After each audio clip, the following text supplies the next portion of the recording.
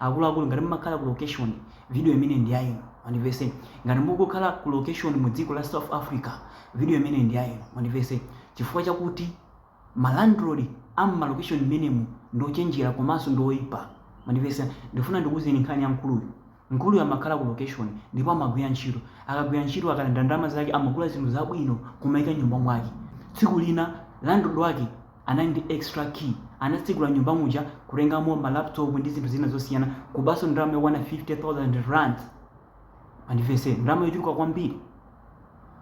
Adawa atachoka ku ntchito ofika pa deni anapeza chiseko ndichotsegula, kumufunsa landlord ananezo lisinduziwa china chilichonse mandivese. Akuluakulu choni muziwe nchakuti malandlord apano ndochenjera, ndipo sakakuona kuti ndiwe mfolena amakupezerera, chifukwa choti akudziwa kuti even upita ku polisi nkhani yako ndiyopepera, apolisi samayera badira mandivesa.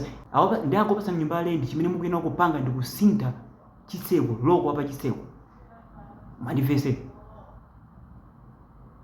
mukuyenera kumusinthe loko apa chiseko, chifukwa kuti malandlord amakhala ndi extra key, chifukwa kuti malandlord amakhala ndi extra key, and ndi extra key amene angathe kupanga access mu nyumba mwako mandivese. Ndi akuluakulu kumakhala uchenjera.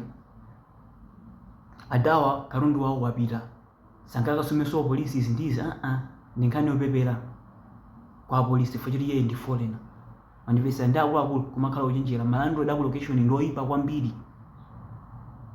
Nkhani imene ndabwera nayo lero ndi imene akuluakulu osamakhala ogona. Nkhani ndi straight zomwe kwambiri pone ya video imene osayiwala panga subscribe ku channel imene.